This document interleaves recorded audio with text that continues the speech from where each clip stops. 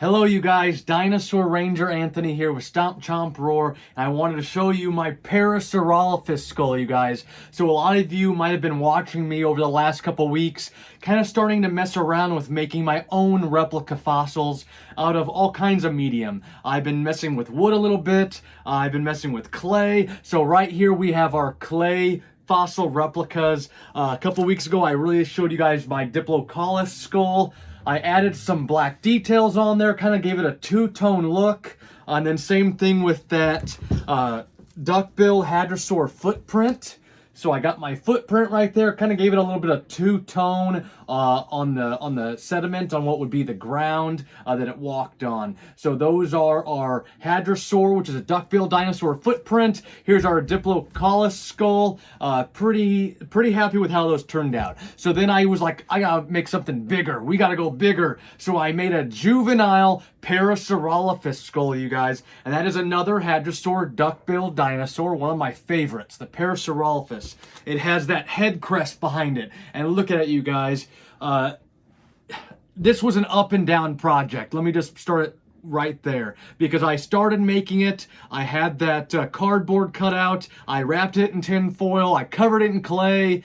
I got the clay too wet. It was starting to fall apart a little bit. It dried, it got those cracks in it, which makes it look really good for what is a fossil replica. I fill in the cracks with a little bit of Gorilla Glue so that make sure it strengthened the cracked areas. I don't want pieces falling off. I gave it a few coats of spray paint with this gray, brownish gray, I think it was called London gray. Then I went and I spray painted on some clear coats. Then I let it dry, and since it's double-sided, whatever side it was laying and drying on, I would come back 8 hours later and it would rip off the paint and some of the clay. So for about 3 days I had ups and downs trying to get it to stick off on plastic wrap. I used, what ended up working was setting the bottom on tin cans, and the paint wouldn't come off on the tin can and rip the clay off. So I got it all the way dry. I put that clear coat on, like I said, it dried, and I was moving it around and it was just nicking it super bad. Same with the other two things, the Diplodocus skull and the footprint. You know, they're made out of clay, they're painted, so they're not really meant to be held and moved around. So they were getting dinged up, you know, the paint was chipping off and whatnot. So I went and I found some polyurethane gloss that I used for a furniture project last summer, and I put a few coats on all these items right here. But back to our Parasaurolophus skull, so it's pretty much done now. You can see I got the two tones to it. You can kind of see you can see all these lines in here. Those would have been its cheek teeth. It had around 2,000 cheek teeth on the Parasaurolophus. It would have teared away at those vegetations, the plants they were eating, the cycad plants. Would have just tore up the vegetation. Scientists believe that the teeth worked their way from the back to the front of the jaw, and then so the back had brand new teeth. The front would decay, rot, go away, fall out.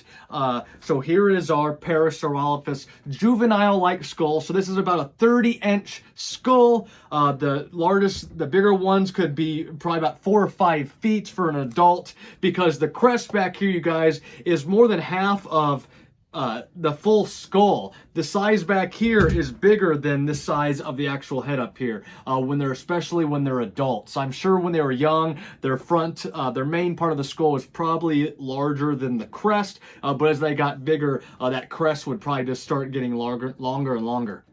Before I talk about that tube back there, here is that the lower jaw.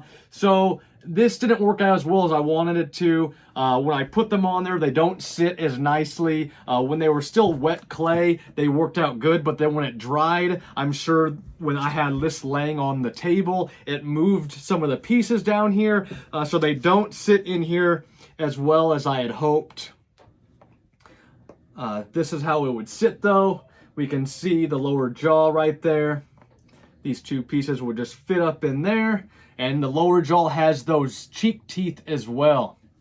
So that tube in here is what's going to make my replica skull different than everybody's, you guys. Because this is going to help maybe give out a little bit of a foghorn-like sound of what maybe they could have gave out. Scientists believe that tubes went up the crest of the animal, and it might have been able to give off a fog-like noise to be able to alert the herd of maybe some predators that are in the area, or maybe just to talk to each other, maybe to tell another one, get away, this is my spot, I'm eating right here, you male, you go find another spot. Or maybe you scream at each other, yell at each other when they wanted to find a girlfriend or something. So I put this tube in here. It gives out kind of a foghorn-like sound. Let me go ahead and show you guys.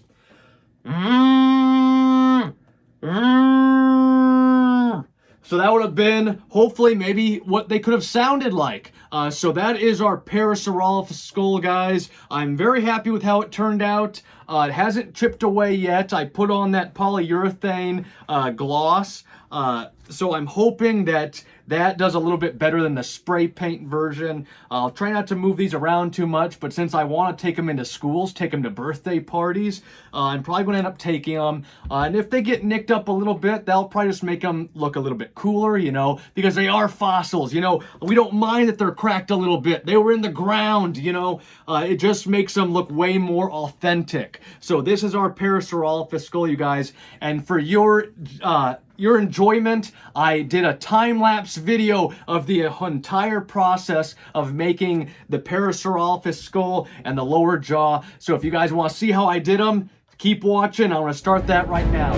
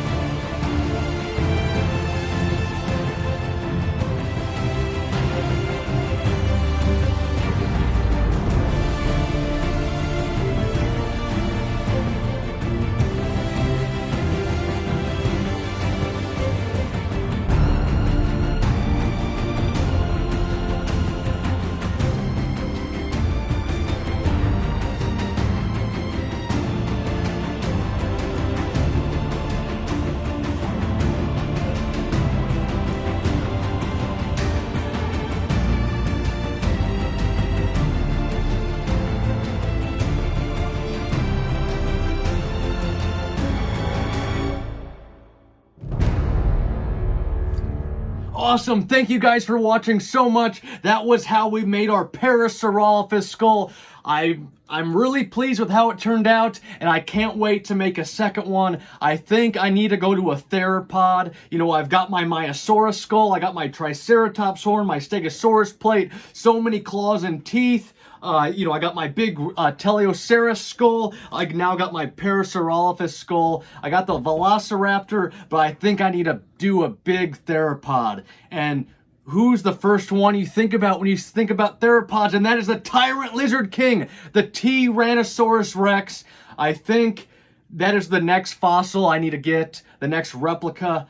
I've messed around a little bit. You know, those could be $8,000 to $10,000 if you want a real one that was adult size, 5 to 6 feet long. So that's just incredible amount of money that, you know, no one's got laying around. So maybe I'm going to try and make a juvenile T-Rex skull, and that's just going to be an entirely long project. I might have to save it till after summer starts. So stay tuned, and I hope that I can get some more replica fossils made for you guys. But I hope you have all and enjoy. Summer's coming up, 2 more weeks of school. You guys all have fun. We'll see you later. Bye-bye.